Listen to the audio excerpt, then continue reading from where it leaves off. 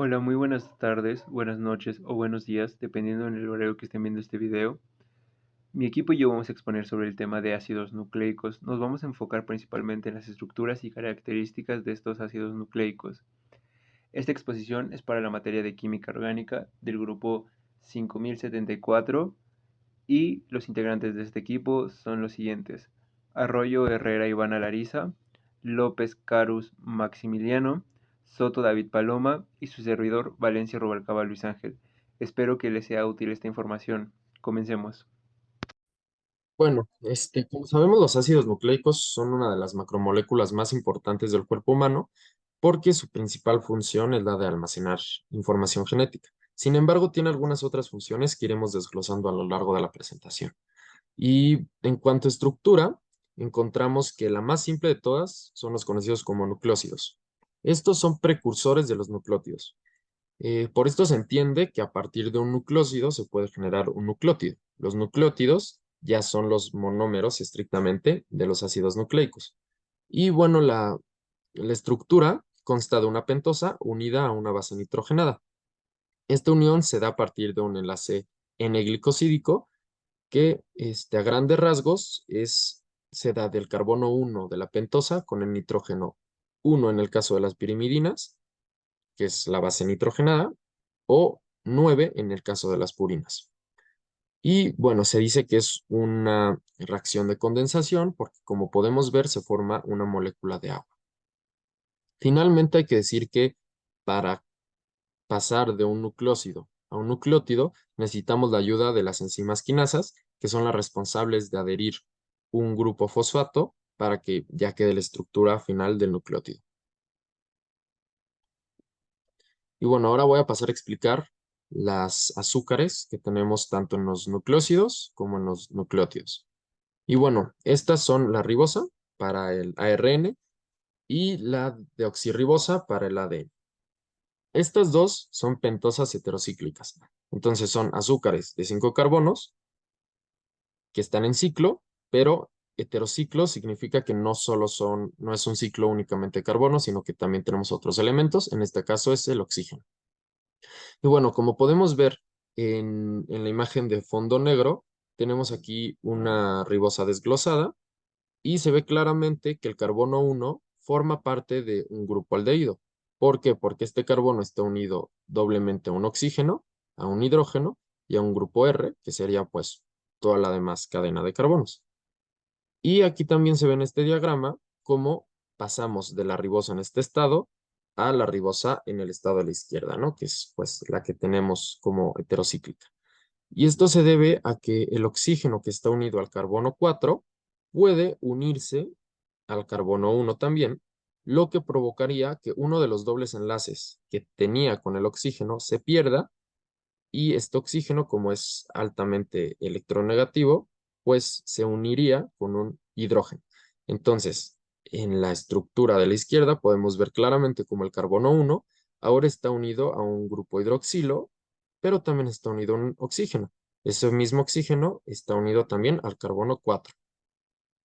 Y bueno, finalmente hay que decir que la forma de pasar de una ribosa a una deoxirribosa es con la ayuda de las enzimas ribonucleótido reductasa, que de lo que se encargan es de romper el enlace del carbono 2 con el hidroxilo, por lo que se pierde, y ese carbono luego se une a un hidrógeno. Entonces, la diferencia entre una ribosa y una deoxirribosa es que la deoxirribosa no tiene un grupo hidroxilo en el carbono 2.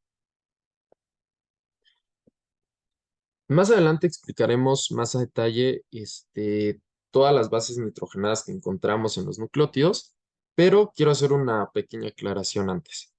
Las bases nitrogenadas se pueden encontrar como forma keto o como forma enol, ya que son tautómeros. Los tautómeros son isómeros que el cambio que hay entre los dos isómeros es el grupo funcional. Como podemos ver, en la forma enol hay un grupo funcional hidroxilo porque el carbono está doblemente unido al nitrógeno, por lo que solo puede unirse una vez al oxígeno y ese oxígeno a su vez pues se une a un hidrógeno formando el grupo hidroxilo. En la forma keto, el carbono está doblemente unido a un oxígeno, por lo que solamente se puede unir una vez al nitrógeno. Y esta forma keto es la que buscamos, es la que se presenta en el ADN y por lo que es la que encontramos. Pero es importante mencionar que existen estas dos formas, la forma keto y la forma enol. Finalmente voy a pasar a explicar un poco las propiedades de los nucleósidos. Bueno, como ya veremos más adelante, las bases nitrogenadas son hidrofóbicas, pero a la hora de unirse con una pentosa se vuelven un poco más solubles en agua. Y lo siguiente muy importante es que los nucleósidos en sí pueden venir con dos conformaciones diferentes, la conformación anti y la conformación sin. Como podemos ver, la conformación sin, que es la de la derecha, este, tiene un efecto estérico muy grande porque están interaccionando muchas moléculas entre sí.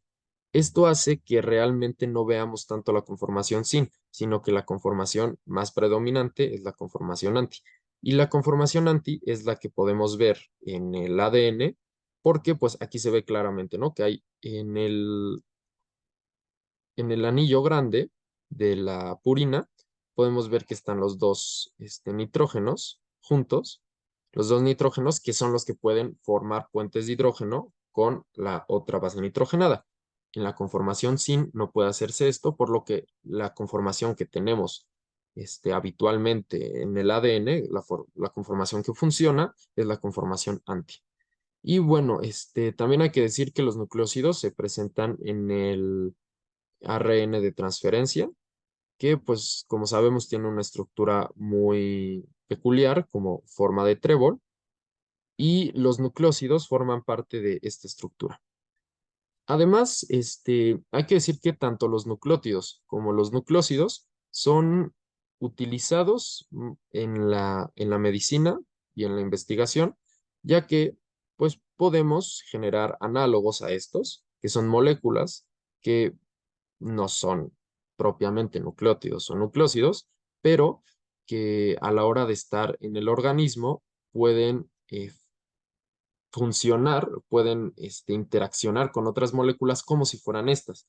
Entonces, lo que se hace en la medicina es alterar estos análogos, se usan diferentes análogos y, por ejemplo, podríamos marcar eh, con un isótopo radioactivo a alguno de estos análogos para poderlo usar como una molécula que podamos rastrear, ¿no?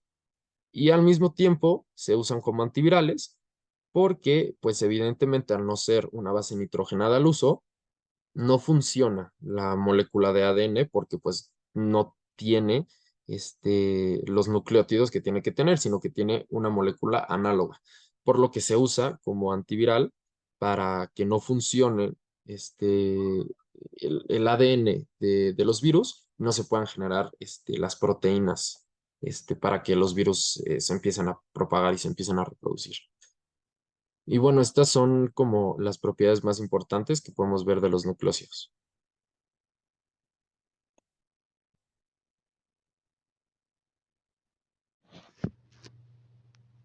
Bueno, a continuación les voy a explicar un poco sobre qué son los nucleótidos y en dónde los podemos encontrar. Bueno, para comenzar, un nucleótido es una pequeña molécula bioquímica, la cual se encuentra en absolutamente todos los organismos vivos, es decir, pues todos los organismos vivos tienen nucleótidos. Principalmente las podemos encontrar en el ADN y en el ARN. En la imagen de la derecha, esta que estoy acercando, podemos observar un ADN. Y pues bueno, los ADN se conforman por nucleótidos, que un nucleótido se une a otro nucleótido y se une a otro nucleótido y así sucesivamente y se va generando el ADN y el ARN que todos conocemos. Eh, por eso se dice que los nucleótidos es la estructura fundamental básica de los ácidos nucleicos, tanto del ADN como del ARN, ya que pues necesitamos necesariamente de los nucleótidos para poder formar estos ADNs y estos ARNs, vaya. Esto es un nucleótido. Más adelante les voy a explicar un poco de cómo es su estructura y qué es lo que lo diferencia de un nucleótido y de un nucleócido. Así que, pues bueno, esto un poquito más adelante, pero bueno, ahorita vamos a ver dónde más los podemos encontrar. También me pareció importante mencionar que los nucleótidos no solamente se encuentran en el ADN y en el ARN, también se pueden encontrar en otras moléculas, tal es el caso del ATP, que es la molécula de la izquierda que estoy acercando. Y bueno, esto también es una molécula, esto también es un nucleótido, y recordemos que el ATP es una molécula la cual tiene la capacidad de almacenar energía, que esta energía posteriormente se utilizará para llevar a cabo diferentes procesos bioquímicos. Y bueno, básicamente esto es un nucleótido también, así que el ATP se le considera también como la moneda energética. Y me pareció importante mencionar esto de que el ATP también es un nucleótido, al igual que los nucleótidos que forman el ADN. Bueno, estos se pueden diferenciar por su grupo fosfatos, es decir, el ATP tiene 3 grupos fosfatos, mientras que los nucleótidos del ADN y el ARN solamente tienen un grupo fosfato. Así que, pues bueno, no nos vamos a adentrar mucho en el ATP, porque el ATP no es nuestro tema como tal son los ácidos nucleicos. Así que nos vamos a enfocar en los nucleótidos que encontramos en el ADN y el ARN, en su estructura, vaya. Bueno, pues vamos a ver su estructura y es de la siguiente forma. Bueno, a continuación les voy a mostrar su estructura. Básicamente esta es su estructura, la podemos observar aquí en esta imagen, en este esquema que pues representa muy bien su estructura. Y bueno, su estructura está conformada por un grupo fosfato, un azúcar y una base nitrogenada. Un poco más adelante voy a explicar a detalle cada una de estas. Y bueno, como podemos observar aquí, en esta parte verde es el fosfato, en esta parte azul es el azúcar y la parte morada es la base nitrogenada, la cual en este caso pues corresponde a una adenina, vaya. Y bueno, sirve esta diapositiva para explicarles cuál es la diferencia entre un nucleótido y un nucleócido. Bueno, básicamente su estructura es muy similar, pero lo que lo diferencia del nucleocidio a un nucleótido es que en el nucleocidio ah, no tiene grupos fosfatos, mientras que en los nucleótidos sí, necesariamente necesita de estos grupos fosfatos, los cuales pues les da su función característica de los nucleótidos. Así que esa es la diferencia. En los nucleósidos no hay grupo fosfato y en los nucleótidos sí cuentan con grupos fosfatos, los cuales pueden ser uno, dos o tres. Más adelante les voy a explicar un poquito de eso, vaya. Y bueno, básicamente su estructura: fosfato, azúcar y base nitrogenada. Esto es la estructura de los nucleótidos del ADN y del ARN. Así que bueno, vamos a ver a detalle cada uno de sus grupos, de sus diferentes grupos, para poder explicar a detalle en cada uno de ellos. A continuación les voy a hablar sobre los grupos fosfato. Los grupos fosfatos es de suma importancia, ya que como les mencioné en la diapositiva anterior, es que estos grupos fosfato nos permiten diferenciar de un nucleócido a un nucleótido. Así que para que sea un nucleótido debe tener estos grupos fosfatos. Estos grupos fosfatos se unen a nuestro azúcar, a nuestra pentosa, en el carbono número 5. Y bueno, más adelante vamos a ver lo del azúcar y nuestra pentosa, que el azúcar, eso más adelante les voy a explicar, pero bueno, ahorita enfoquémonos solamente en el grupo fosfato. El grupo fosfato, aquí se puede mostrar su estructura química, y el cual es un átomo de fósforo unido a 4 átomos de oxígeno. Eh, bueno, nuestro grupo fosfato debe de tener un doble enlace y ya. Este es nuestro grupo fosfato, el cual se va a unir a nuestra pentosa. Pero bueno, otra cosa que es importante mencionar y destacar de esto es que dependiendo a la cantidad de grupos fosfatos que tenga nuestro nucleótido, tendrá un nombre diferente. Es decir, si solamente tenemos un grupo fosfato, como se muestra aquí en la imagen, si solamente tomamos en cuenta el grupo fosfato de color azul con unido a nuestra pentosa y a nuestra base nitrogenada, pues bueno, se le dice que es un nucleótido monofosfato, es decir, mono de uno, que solamente tiene un grupo fosfato. Pero si nuestro nucleótido tiene 2 grupos fosfatos, que en este caso sería el de color verde y el de color azul, y unidos a nuestra pentosa y a nuestra base nitrogenada, se dice que es un nucleótido difosfato. Di de dos grupos fosfato. Pero si nuestro nucleótido tiene tres grupos fosfatos, que aquí se muestra en la imagen completa, que sería el rojo, el verde y el azul, unido a nuestra pentosa y nuestra base, se dice que es un nucleótido trifosfato, tri de 3. Así que si solamente tiene un grupo fosfato es monofosfato, si tiene dos grupos fosfatos es difosfato y si tiene tres grupos de fosfato es trifosfato, ¿vale? Esto es muy importante destacar, ya que, pues bueno, dependiendo de la cantidad de fosfatos, pues tendrá un nombre diferente y ya. En el caso de los ácidos nucleicos, del tema que estamos hablando, nuestros nucleótidos que se conforman en estos ácidos nucleicos solamente tienen un grupo fosfato, es decir, son nucleótidos monofosfatos con solo un grupo fosfato. Pero en el ejemplo que les mencioné al inicio de esta explicación, en el caso del ATP tiene tres grupos fosfatos, es decir, de ahí deriva su nombre. A de que su base nitrogenada es una adenina, T de que es trifosfato y la P es del símbolo de fosfato, así que por eso es adenina trifosfato, así se llama debido a la cantidad de grupos fosfatos que tiene y a la cantidad y a que tiene una adenina en el ATP, pero bueno, esto solamente es importante destacar, como les mencioné no vamos a entrar mucho al ATP porque nuestra molécula que nos importa, los nucleótidos del ADN y el ARN, y sí, básicamente nuestros nucleótidos del ADN y del ARN son nucleótidos monofosfato y pues bueno, es importante mencionar todo esto de los grupos fosfato ya que esto es lo que diferencia un nucleótido de un nucleótido. Así que bueno, ahora vamos con el siguiente elemento que será la azúcar. Ahora vamos a hablar de nuestro azúcar, de nuestro nucleótido. Bueno, nuestro azúcar es una pentosa. ¿Qué es una pentosa? Es decir, que en su cadena principal tiene 5 átomos de carbono. Está conformada por estos 5 átomos de carbono. Cada átomo de carbono tiene un número específico. En este caso está enumerado aquí. Aquí se puede observar. El carbono 1 tiene 1', el 2, 2', 3', 4' y 5'. Es decir, cada carbono tiene su posición. Es importante recordar la posición de cada carbono porque ya dependiendo de esto, de este azúcar, es donde va la dirección de nuestro ADN en el futuro. Así que recordemos bien su posición de su cadena. También otra cosa que suele suceder mucho y tenemos que tratar de solucionar eso es que muchas personas confunden la posición del carbono número 5 y piensan que está en donde se encuentra el oxígeno, pero no se encuentra en donde está el oxígeno, se encuentra adelantito del 4 y ya, así que es importante recordar la posición de cada carbono, ya que pues esto, como les mencioné, dependerá su dirección de nuestro ADN y nuestro ARN en el futuro. Así que pues bueno, básicamente esta es la posición de de la cadena principal de los carbonos. Y bueno, también otro aspecto muy importante que me gustaría destacar es que existen dos tipos de azúcares que pueden encontrarse en nuestros nucleótidos. Puede tener nuestro nucleótido desoxirribosa o puede tener nuestro nucleótido ribosa.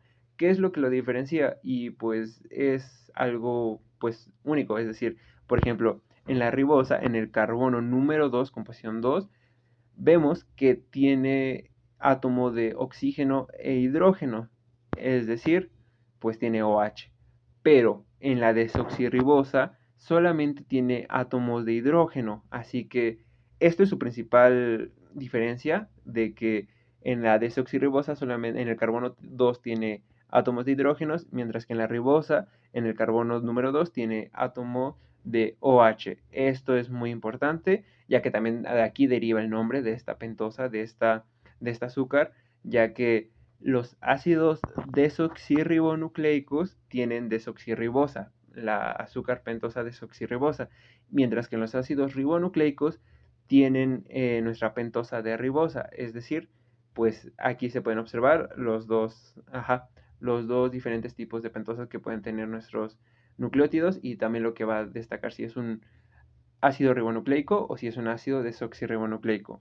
Y pues bueno, básicamente es eso, es la principal diferencia, como podemos observar todo lo de azul es exactamente igual, nuestra desoxirribosa y ribosa, lo que se encuentra en azul es igual, idéntico, pero sí, lo que destaca, lo que diferencia la desoxirribosa de la ribosa es el carbono Número 2, en la desoxirribosa tiene hidrógeno y en la ribosa tiene OH, oxígeno e hidrógeno. Así que esta es nuestra principal diferencia y es importante destacar y recordar que esto los diferencia de la desoxirribosa de la ribosa. Y de ahí provienen sus nombres, dependiendo del azúcar que tenga, nuestros nucleótidos que van a conformar nuestra cadena.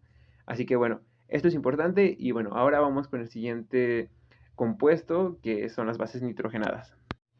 Bases nitrogenadas. Bueno, otro componente de nuestros nucleótidos son las bases nitrogenadas. Estas bases nitrogenadas podemos encontrar de 5 tipos diferentes, los cuales pueden estar adheridas a nuestros nucleótidos. Bueno, deben estar adheridas a nuestros nucleótidos, las cuales son adenina, que se representa con la letra A, guanina, que se representa con la letra G, citosina, que se representa con la letra C, uracilo, que se representa con la letra U, o timina, que se representa con la letra T.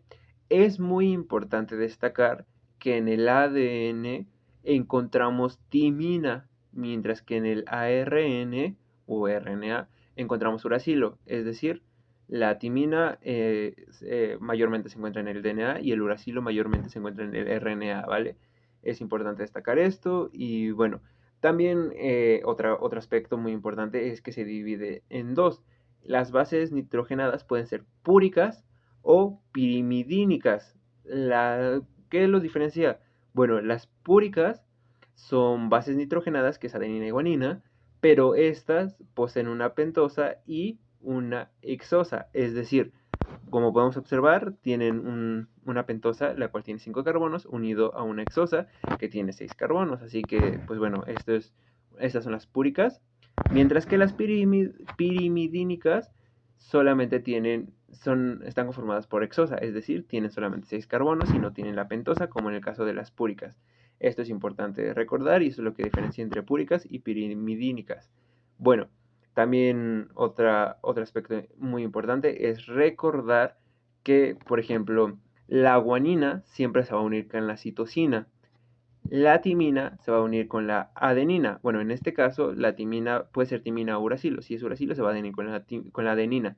Si es timina, se va a unir con la adenina. Así que, pues bueno, la timina o uracilo puede cambiar dependiendo del caso de si es RNA o si es DNA.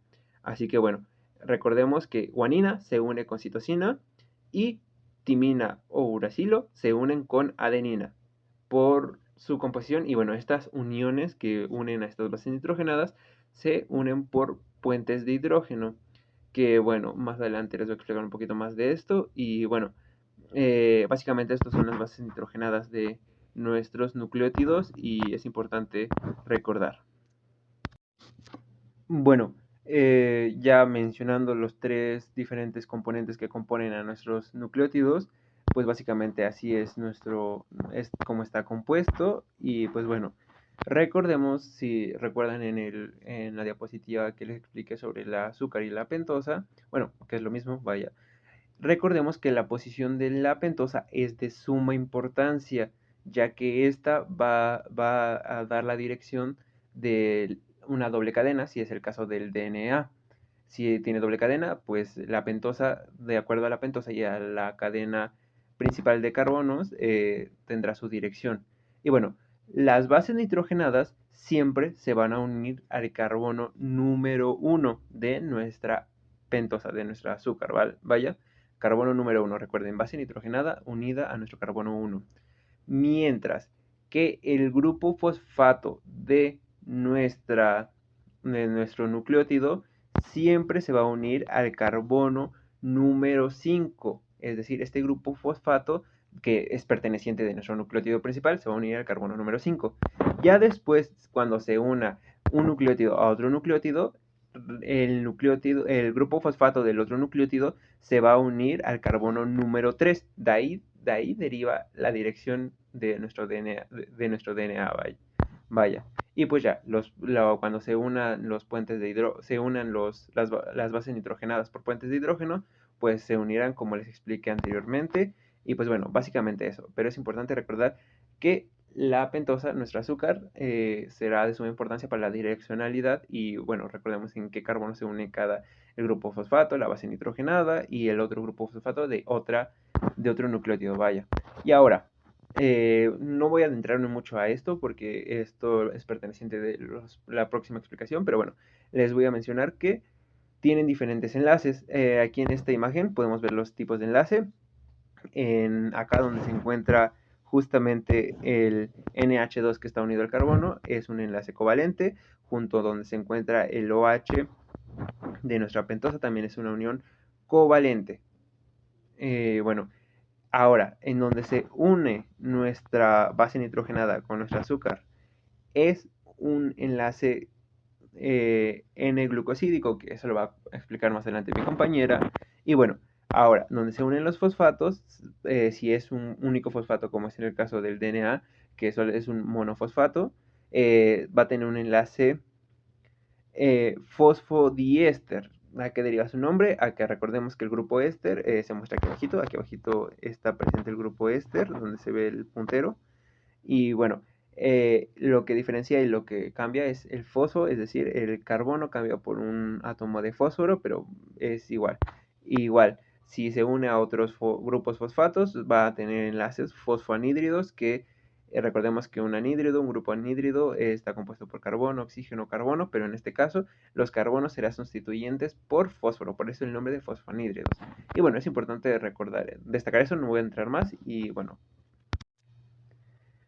y ya, ahora observen, gracias a los nucleótidos se pueden formar nuestros ADN y nuestro ARN, como lo mencioné al principio de la explicación, es la base fundamental para hacer nuestros ADN y nuestro ARN, vaya.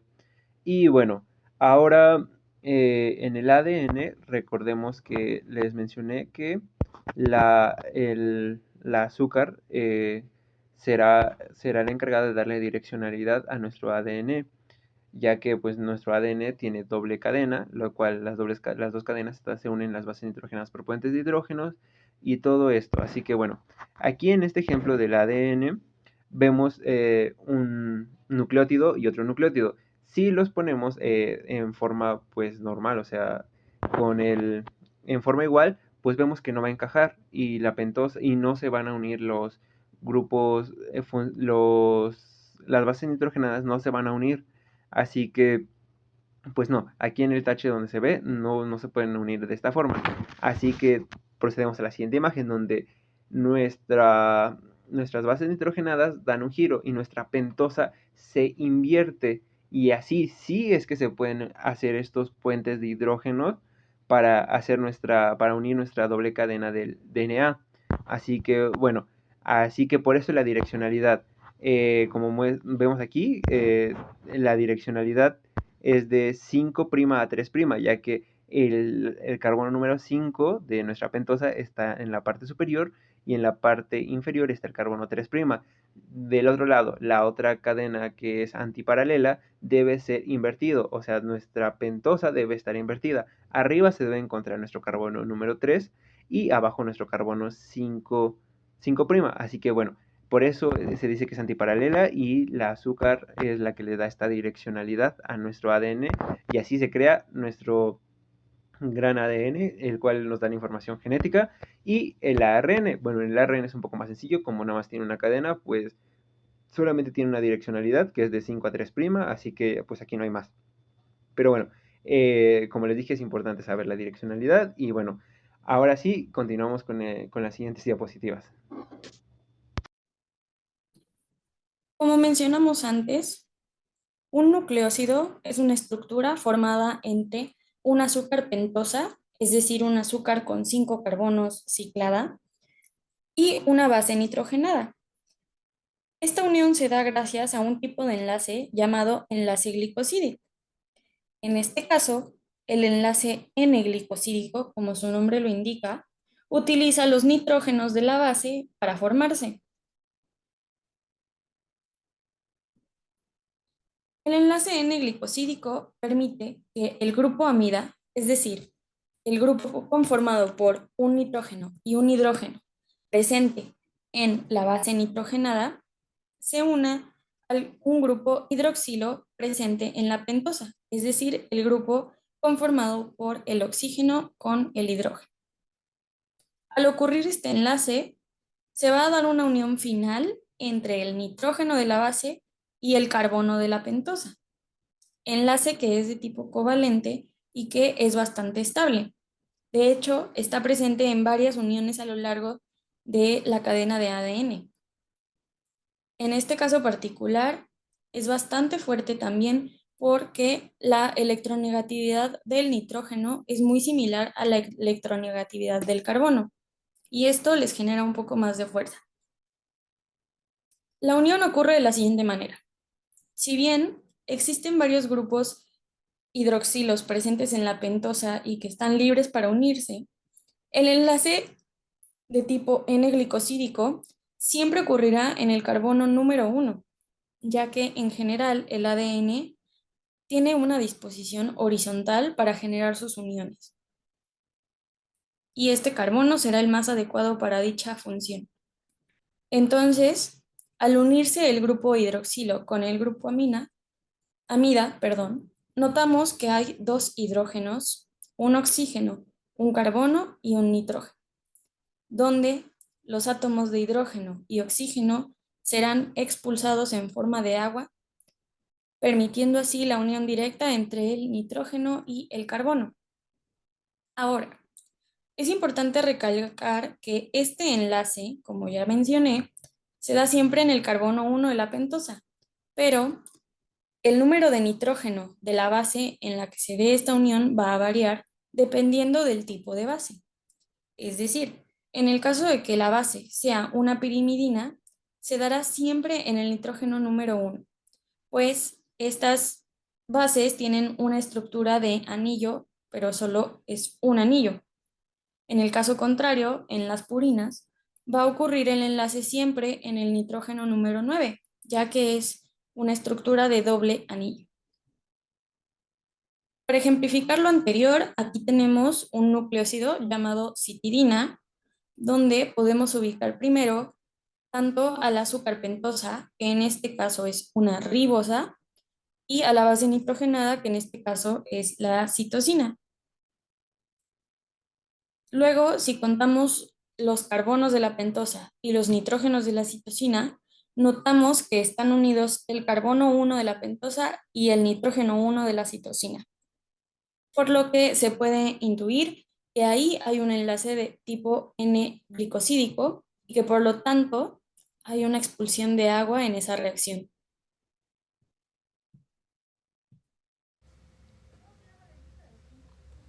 Los polinucleótidos se pueden definir como una molécula orgánica del polímero que está abarcada de los monómeros del nucleótido covalente y están enlazados en cadena. Por ejemplo, el ADN y el ARN son ejemplos de polinucleótidos con la función biológica distinta. Los nucleótidos reaccionan entre sí y así se forma un polinucleótido. También en los seres vivos, el grupo OH, que es el átomo del carbono 3 del azúcar, se va a combinar con el trifosfato del nucleósido y esto produce un enlace fosfato con el átomo de carbono 5 que está en el otro nucleótido. En esta reacción se libera pirofosfato también. También el polinucleótido tiene una polaridad estructural. Con esto me refiero a que en un extremo de la molécula posee un fosfato unido al hidroxilo del carbono C5, que se encuentra en el extremo 5, mientras que en el otro extremo hay un oxidrilo libre en el carbono C3, que está en el extremo 3. Entonces, la organización de esta molécula en los genomas involucra la formación de una doble hélice. Una consecuencia de la estructura de los nucleótidos es que una cadena de polinucleótidos va a tener direccionalidad. O sea, tiene dos extremos que son distintos entre sí. Como lo mencioné anteriormente, en el extremo 5, pues es el inicio de la cadena y de ahí sobresale un grupo fosfato que está unido al carbono 5 del primer nucleótido. Entonces en el otro extremo, que es llamado el extremo 3, está expuesto el hidroxilo unido al carbono 3 del último nucleótido. Generalmente las secuencias de ADN se escriben en dirección 5 a 3. Esto significa que el nucleótido del extremo 5 pues es el primero y el nucleótido del extremo 3 es el último, ¿no? Las reacciones también en las cuales se forman polinucleótidos pues van a ser catalizadas por el ARN polimerasa o por el ADN polimerasa. Los nucleótidos, bueno, pues están de forma natural en todos los organismos vivos. Su genoma básicamente pues son pares complementarios de polinucleótidos, son muy largos y están enrollados entre sí en forma de doble hélice. Bueno, también los polinucleótidos se utilizan en experimentos bioquímicos tales como la reacción en cadena de la polimerasa o para ordenar el ADN. Los polinucleótidos son artificiales de los oligonucleótidos, que pues son cadenas más pequeñas del nucleótido con generalmente menos de 30 subunidades, ¿no? Una enzima de polimerasa pues va a ser utilizada para extender la cadena agregando los nucleótidos según el patrón especificado por el científico que lo esté haciendo. Como se observa en la imagen, hay un ejemplo de la reacción en cadena de la polimerasa. Esta es una reacción química que pues la utilizan los biólogos moleculares para crear copias de fragmentos de ADN. Y bueno, esta reacción nos va a permitir que con unos pocos fragmentos de ADN que se repliquen, vamos a poder estudiar la molécula de ADN a más detalle en el laboratorio. Con esta replicación, como se ve, pues se crean millones y millones de copias. Ahora pasemos a explicar la estructura del ADN. Bueno, para entender la estructura del ADN, primero tenemos que saber un poco de historia. Los que propusieron la estructura del ADN fueron los científicos Watson y Crick en un artículo que publicaron en 1953 y pues publicaron la estructura que todos conocemos. Pero esto lo pudieron lograr gracias a dos investigaciones que se hicieron previamente. La primera es la de Chargaff, que propuso la ley de Chargaff, que se refiere a que dentro de una molécula de ADN tenemos una proporción idéntica de adenina y timina y de citosina y guanina. Entonces, esto hizo pensar a Watson y Crick que tenían que aparearse estas dos bases, ¿no? Estas bases entre sí. Y lo confirmaron gracias a la investigación de Rosalind Franklin, que pudo, gracias a un experimento con rayos X de difracción, tomar una foto de la estructura del ADN y pues con modelos matemáticos, con cálculos matemáticos, supo que la distancia de diámetro del ADN era de 2 nanómetros. Entonces, eh, al hacer un modelo con dos purinas, se veía que era un diámetro más grande de 2 nanómetros. Entonces, pues debía de estar una purina con una pirimidina. Y pues gracias a la ley de Chargaff se supo que las que estaban apareadas era la adenina con la timina y la citosina con la guanina. Y bueno, lo siguiente que hay que explicar es el nombre, ¿no? Y tenemos que es ácido, ¿no? ¿Por qué es un ácido? Bueno, el ácido, el carácter ácido de esta molécula es debido al fosfato. Y como sabemos, pues la molécula de ADN está en el agua. Entonces, cuando está en agua, eh, este, este oxígeno de aquí debería de tener un hidrógeno, porque podría tener la forma de ácido fosfórico, que es esta molécula de aquí. Pero pues al estar en agua se disocia y pues por eso, al disociarse y al liberar un hidrógeno, tiene un carácter ácido y queda como una molécula negativa. Y bueno, la parte de desoxi se refiere a que es una desoxirribosa y el nucleico a que el ADN pues está dentro del núcleo de la célula. Y bueno, en cuanto a las propiedades, tenemos que la estructura puede ser primaria en este sentido, en el que pues simplemente está dibujada de esta forma, y la secundaria pues ya la entenderíamos como la estructura de la doble hélice de toda la vida. Y bueno, en la estructura de la doble hélice tendríamos como si fuera una escalera, los peldaños, que son estos de aquí, que serían pues adenina con timina, unidos por 2 puentes de hidrógeno, y citosina con guanina por 3 puentes de hidrógeno. estas bases nitrogenadas estarían unidas a un azúcar, que sería una desoxirribosa. Entonces tendríamos fosfato, pentosa, fosfato, pentosa, fosfato, ¿no? Y así, eh, hasta lo que dure la molécula de ADN. Entonces, se sabe que hay dos direcciones, que son la 5' a 3', y se dice que son antiparalelas. Se dice que son antiparalelas porque pues tenemos una 5' a 3' y otra 3' a 5'. Entonces, la segunda, que sería la parte de aquí, la complementaria de la 5' a 3', estaría volteada. Entonces, ¿a qué se debe el 5' a 3'? Bueno, como podemos ver, aquí pues está la pentosa, y este sería el carbono 1, 2, 3, 4 y 5. Entonces, el carbono 5 es el que está unido al fosfato. Entonces, aquí está el fosfato al carbono 5, y aquí el otro fosfato está en el carbono 3, unido en el carbono 3. Entonces, tenemos una dirección de 5, que es el que estaría libre, en el que ya no hay nada arriba, hacia 3, que es donde está el siguiente fosfato. Entonces, de 5 a 3. Entonces, por eso es de 5' a 3'. Y el otro, pues, la complementaria es antiparalela porque está volteada, porque aquí vemos claramente que es el 5, el 4 y el 3. El 3 es el que está libre y va del 3 hacia el 5. Entonces, de esta forma, podemos tener una doble hélice. La doble hélice, como sabemos, pues está súper enrollada y gira, es dextrógira, entonces gira hacia la derecha. Y también por cálculos matemáticos, gracias a la fotografía de Rosalind Franklin, se pudo saber que la distancia de longitud de un giro completo era de 3.4 nanómetros. Y la distancia que hay entre un peldaño y otro es de 0.34. Entonces, por esto sabemos que hay 10 pares de bases por cada giro. Y básicamente esas serían las especificaciones de la estructura. Hay que decir que los fosfatos y las pentosas están unidas por bueno, si hablamos de enlaces, ¿no? Como todos los enlaces posibles, aquí estarían pues los enlaces de puentes de hidrógeno, que son fácilmente, se pueden romper fácilmente por diferentes enzimas. Y luego tenemos los enlaces que son los covalentes. El enlace entre los fosfatos y los carbonos de la pentosa son enlaces fosfodiéster. ¿Por qué? Porque es un fosfato y son dos enlaces éster.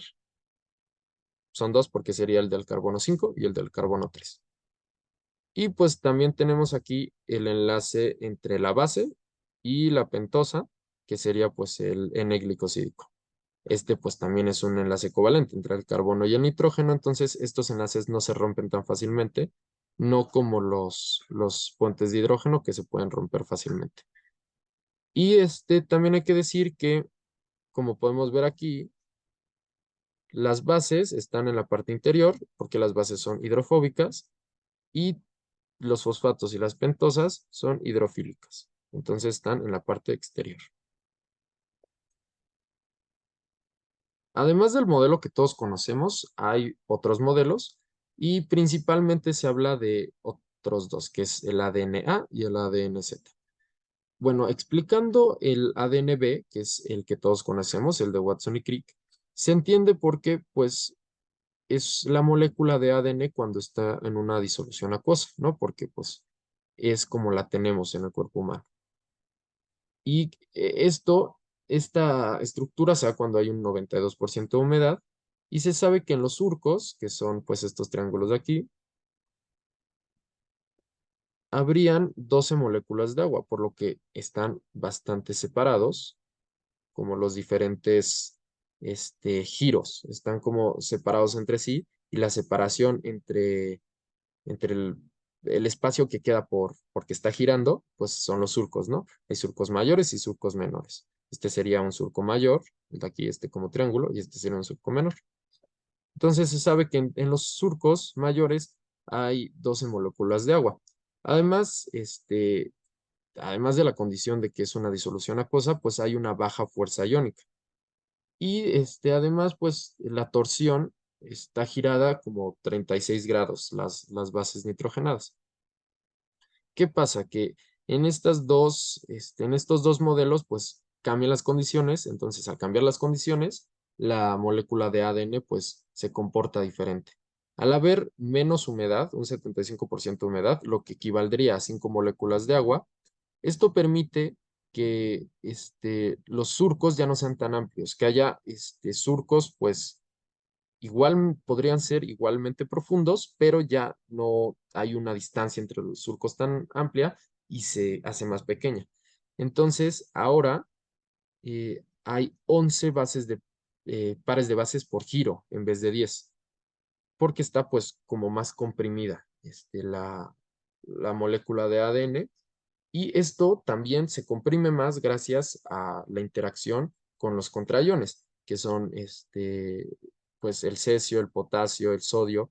Lo que hacen es que, lo que digo, la distancia de los surcos sea menor. Entonces, eh, esté la molécula ADN mucho más contraída. Y al estar más contraída, la torsión es menor. Entonces, por eso vemos que tenemos 32 grados de torsión en vez de 36. Finalmente se tiene la molécula de ADNZ. Esta, no se ve tanto, es un poco más in vitro que se ha podido ver, y esto es porque es una doble hélice sinistrosa. En la ADNA y en la ADNB son moléculas de estrógiras que giran hacia la derecha. Sin embargo, en la ADNZ es levógira, entonces gira hacia la izquierda, y esto causa que que no sea lineal, como lo tenemos aquí, el ordenamiento de fosfatos y pentosas. O sea, sí están obviamente en horizontal, pero no son como lineales de esta forma, sino que se hace una forma de zigzag, y por eso se dice que es un curso de zigzag. Esto hace que la molécula de ADN sea menos compacta, sea más alargada, y sea un poco, que el diámetro sea menor, que sea un poco más, que esté más contraída.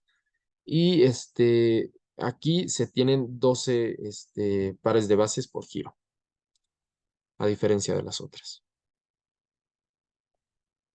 Y bueno, luego tenemos las estructuras terciarias y cuaternarias del ADN. Y para explicar esto, pues sabemos que el ADN puede tener millones de pares de base. Entonces, pues, por ejemplo, en las células del cuerpo, en los espermatozoides, en cuanto a longitud, la longitud del ADN sería como de hasta 1 metro. Entonces, pues, evidentemente no podemos tenerlo de forma pues, tan amplia, tenemos que comprimirlo lo más posible. Y se comprime gracias a estas proteínas que se conocen como histonas. Bueno, las histonas tienen carga positiva porque este, tiene, eh, tienen muchos aminoácidos básicos que permiten que sea positiva la molécula. Entonces, al ser positiva, atrae a los fosfatos, que son negativos del ADN, entonces se puede enrollar sobre las histonas. Las histonas, lo que pasa es que son 8 histonas diferentes. Bueno, son 4 histonas y hay 2 de cada tipo, entonces son 8 histonas. Entonces se colocan 8 histonas juntas, como podemos ver aquí, y se empieza a enrollar el ADN en las histonas. Luego de eso, ya que se tiene todo eso así enrollado, se conoce como nucleosoma. El nucleosoma cuenta con 146 pares de bases, y pues ya tenemos el nucleosoma. Y entonces se van juntando muchos nucleosomas, y cuando se tienen muchos nucleosomas juntos, tenemos finalmente la estructura conocida como condensina. Y la condensina necesita de otra proteína, que es la proteína de andamiaje, que permite que se empiecen a apilar cada vez más hasta formar la cromatina. Entonces, como sabemos, la cromatina sería como simplemente una de las líneas, como de la X del cromosoma, y ya cuando se unen las dos cromatinas, ya se forma el cromosoma, que es la forma más compacta que tenemos, y es el cromosoma, pues es como tenemos empaquetado el ADN en nuestras células. Y bueno, para terminar con el ADN tenemos que enlistar algunas propiedades y primero que nada su densidad de flotabilidad varía de 1.70 más menos 0.1. Esto se debe a que dependiendo de la concentración de citosina y guanina puede aumentar la densidad o no. Entonces, por cada 10% más de proporción que se tenga de citosina y guanina, sube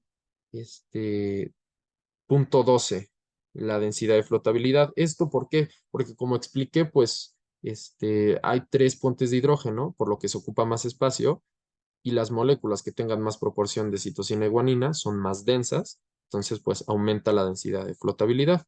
Además, pues está el carácter ácido que ya explicamos, y más adelante explicaremos la desnaturalización del ADN, pero hay que decir que con pHs menores a 1 se rompen los enlaces covalentes, que serían pues el N-glicosídico y los fosfodiéster, y con pHs menores a 4 se rompen los enlaces únicamente con las purinas. Entonces, los enlaces con las pirimidinas pueden seguir hasta que vaya siguiendo bajando el pH, pero a pHs de 4 y menores ya se pierde con los enlaces con las purinas, entonces se quedaría como un ácido apurínico.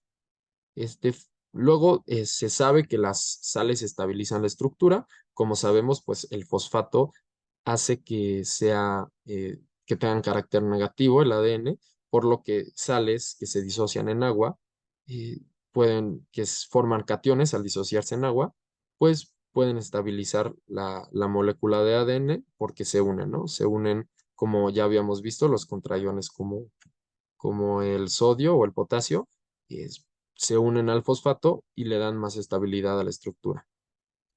Además, se sabe que el ADN es menos soluble que el ARN y pues evidentemente lo más importante de la molécula de ADN es que es la molécula que almacena la información genética del cuerpo humano y después, por diferentes procesos, podemos pasar de la información genética que tenemos a las diferentes proteínas, que es algo que pues veremos próximamente.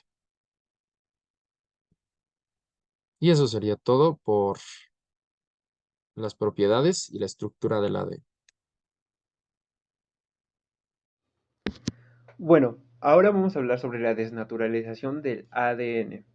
Bueno, la desnaturalización es un cambio estructural que se puede dar tanto en el ADN como en las proteínas. Este cambio estructural, pues bueno, depende de factores, el cual puede ser la temperatura o el pH. Pero bueno, recordemos cómo es nuestra estructura de nuestro ADN.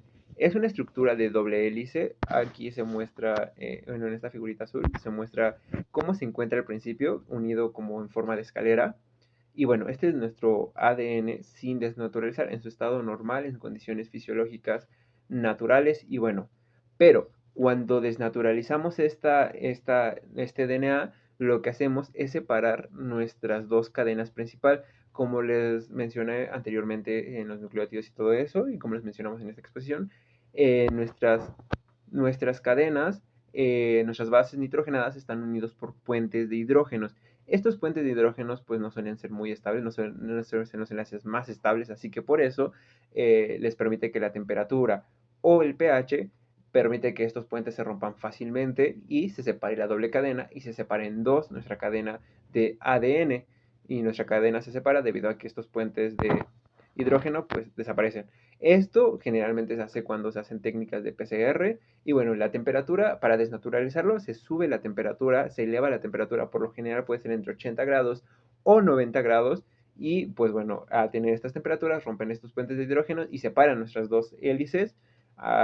Y ya, básicamente esto es la desnaturalización, en esto consiste. También se puede hacer por pH, pero por lo general cuando desnaturalizamos el ADN es por la temperatura, vaya. Pero bueno, luego de este proceso de desnaturalización se puede renaturalizar, es decir, pues cuando se renaturaliza, la temperatura que está muy elevada se baja, se disminuye lentamente, y pues bueno, disminuyendo la temperatura hasta llegar a su temperatura normal, pues lo que van a hacer nuestras dos hélices van a juntarse, las bases nitrogenadas se verán atraídas entre sí y volverán a juntarse, y otra vez se hará nuestra cadena principal de DNA. Así que pues bueno, la desnaturalización es la separación de cadenas, y la renaturalización es cuando estas cadenas se unen. Y esto depende de la temperatura, pero también te pueden depender del pH. Así que básicamente esto es la desnaturalización del DNA. La duplicación del ADN se refiere al proceso que ocurre cuando una célula se divide. En este, el ADN crea copias de sí mismo y así permite que las células nuevas tengan la misma información genética que la célula original, la progenitora.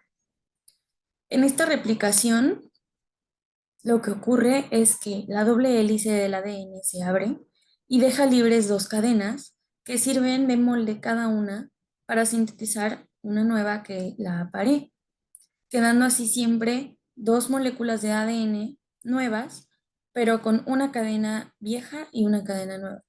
Es por ello que a este tipo de replicación se le llama semiconservativa. Este proceso de duplicación o replicación del ADN puede dividirse en dos grandes momentos. El primero es el origen y la separación de la cadena. En este se encuentran primero los sitios de origen, que son sitios específicos en el genoma con una combinación única de bases que van a permitir el inicio de la replicación y permiten el ensamblaje de cualquier estructura enzimática que participe en el proceso. En el humano, por ejemplo, existen muchos sitios de origen a lo largo de todo el genoma. Entonces, la duplicación inicia con la separación de las dos cadenas que forman al ADN. Esta separación ocurre gracias a muchas enzimas y proteínas.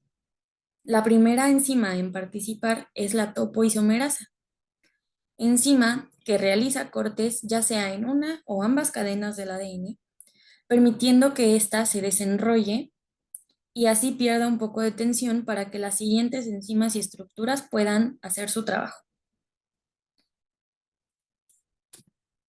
Después de esto, participa la enzima helicasa, que actúa sobre los puentes de hidrógeno formados entre los distintos pares de bases y que permite así la separación de ambas hebras. Estas hebras se separan en una forma de Y, formando una estructura llamada horquilla de replicación, que en sí es el lugar donde inicia la duplicación del ADN. Después de que la helicasa separa ambas cadenas, existe una proteína, existen... Puta madre.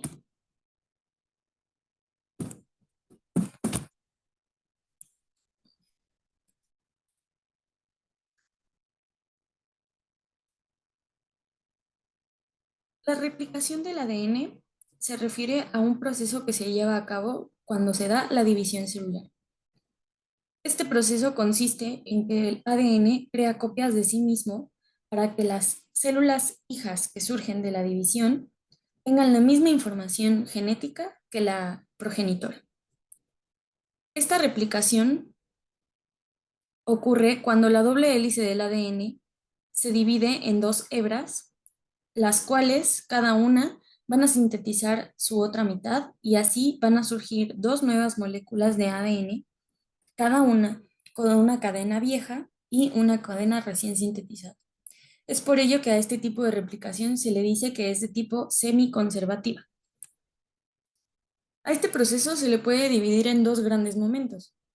El primero es el origen y la separación de la cadena, donde primero entran los sitios de origen, que son sitios específicos en el genoma que tienen una combinación única de bases y van a permitir el ensamblaje de cualquier estructura proteica que participe en la duplicación.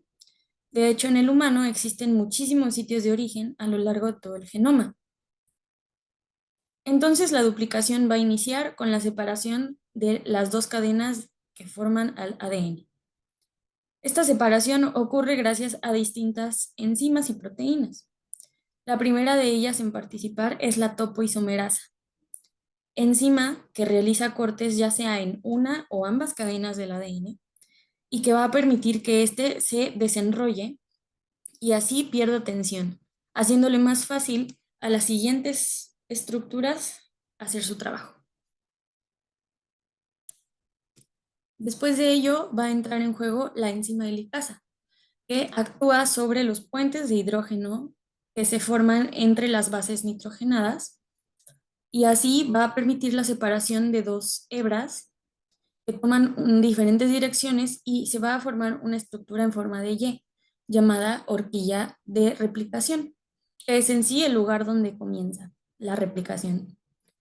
Después de que la helicasa separa ambas hebras, para que éstas no vuelvan a unirse, entran en juego algunas proteínas llamadas proteínas de unión a cadenas sencillas o también llamadas SSB.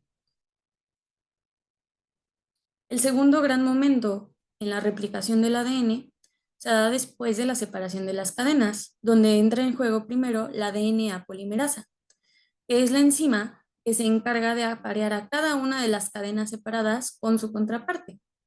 Es decir, que va a añadir el par correspondiente a cada una de las bases nitrogenadas que encuentre a lo largo de la cadena.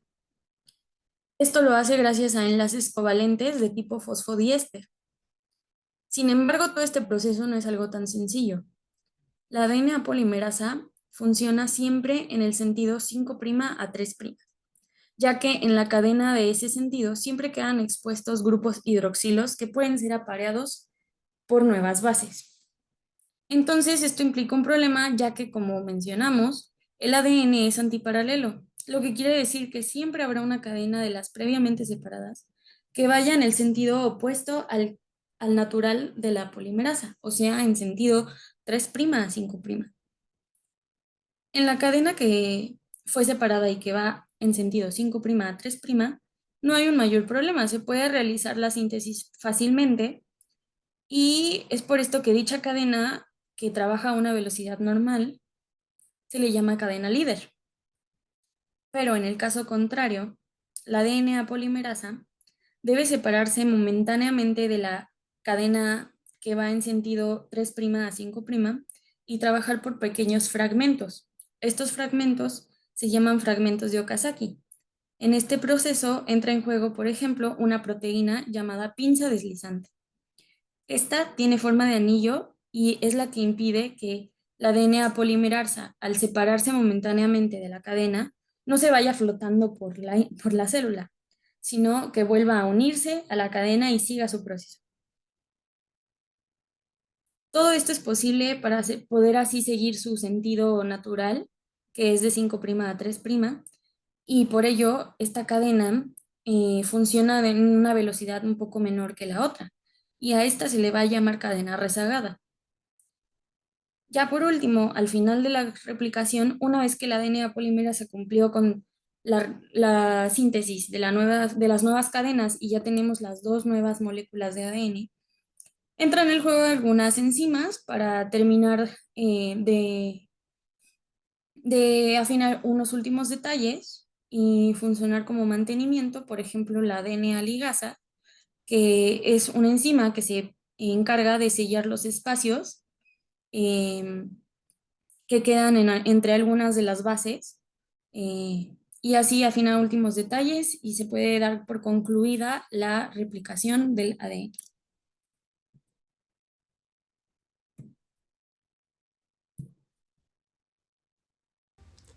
Ahora hablaremos sobre los tipos y las propiedades del ARN. Para empezar, voy a dar una breve definición de qué es el ARN y cómo es en comparación con el ADN. Bueno, el ARN o el ácido ribonucleico es una molécula que, pues al igual que el ADN, está compuesta de una base nitrogenada y un azúcar. También se compone de sucesiones de nucleótidos que están unidos por enlaces fosfodiéster. Pero bueno, en el ARN el azúcar es una ribosa y las bases nitrogenadas son la adenina, la citosina, la guanina y el uracilo. Como podemos ver, La diferencia aquí entre ARN y ADN es que el uracilo sustituye la timina que está en el ADN. El ARN se produce en el núcleo y ahí pues comparte espacio con el ADN. Bueno, de hecho es el ADN el que durante la transcripción sirve como un molde para sintetizar nuevas cadenas de ARN. Y una vez que ya las sintetizó, las nuevas cadenas salen del núcleo, hacen pues sus funciones normales. Hay diferentes tipos de ARN, como el ARN mensajero, el ARN ribosómico, el ARN de transferencia y el ARN nucleolar. Además, pues hay algunos ARN que participan en la regulación de la expresión génica y, bueno, como dato, hay algunos virus que utilizan el ARN como material genómico propio. El ARN mensajero es una molécula de una cadena simple que se sintetiza utilizando como molde una de las hebras del ADN de su gen. La función del ARN mensajero es transmitir la información contenida en ese gen al citoplasma y una vez que está en el citoplasma va a ser traducida a proteínas en los ribosomas. Bueno, aquí es donde entra el ARNT o el ARN de transferencia. Esta es una pequeña molécula de ARN que contiene una región de trinucleótidos denominada anticodón. Y pues esta es complementaria a un triplete del ARN mensajero y una región donde pues se une a un aminoácido. Cada codón, como se observa del ARNM, está formado por 3 nucleótidos donde va a ser reconocido por el ARN de transferencia y luego va a ser acompañado de un aminoácido. Bueno, el tercer tipo de ARN es el ARN ribosómico. Este es el más abundante de toda la célula. Es el componente estructural más importante de los ribosomas. Y los orgánulos se encargan de leer la secuencia del ARN mensajero y con esto llevan a cabo el proceso de traducción y la síntesis proteica. Ahora, el ADN nucleolar se va a originar a partir de diferentes 3 segmentos de ADN que pues van a estar denominados región organizadora nucleolar. Una vez que se forma este ARN se va a fragmentar y va a dar lugar a los diferentes ARNR, que es el ARN ribosomal.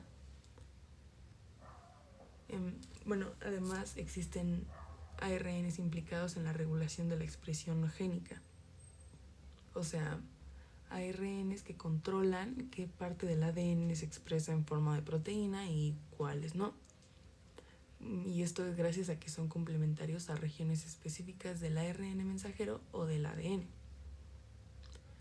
Bueno, si un fragmento de ARN se une al ADN o al ARN mensajero, habrá un obstáculo que va a impedir que se lea correctamente y ya no podrá pasar a ser una proteína. Así que, bueno, podríamos decir que la unión de ese fragmento de ARN hace que esa región del ácido nucleico quede oculta y no se traduzca por la célula, ¿no? Entonces, este tipo de ARN es conocido como ARN de interferencia o, bueno, en sus siglas serían IRNA. Esta clase de ARN pues tiene algunas subcategorías con base a la longitud del mismo. Se pueden ver también en los esquemas de la imagen que es el LNCRNA, que es ARN largo no codificante. Este, bueno, es un ARN de 200 nucleótidos que pues, regula la modificación epigenética principalmente en el núcleo y regulando, bueno, también la transcripción de genes a nivel transcripcional mediante la modulación de la modificación de histonas o ADN también. Y bueno, también principalmente metilación y acetilación. También hay otro que es el small RNA y su longitud pues es inferior a los 200 nucleótidos. Este pues desempeña funciones importantes en procesos celulares como la de diferenciación celular, la proliferación, la migración y la apoptosis.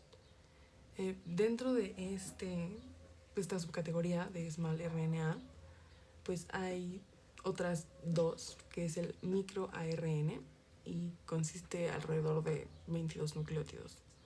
También hay ARNs asociados a PIWI, las siglas es PIWI o piRNA. Y bueno, este está implicado en el desarrollo embrionario, en el mantenimiento de la integridad del ADN, de la línea geminal, también en el silenciamiento de la transcripción de transposores y la supresión de la traducción, también la formación de la heterocromatina y la regulación epigenética de la determinación del sexo. También hay un ARN interferente pequeño o Small Interfering RNA, que sus siglas son cRNA. Y bueno, estos no son codificados por el ADN, normalmente son introducidos artificialmente.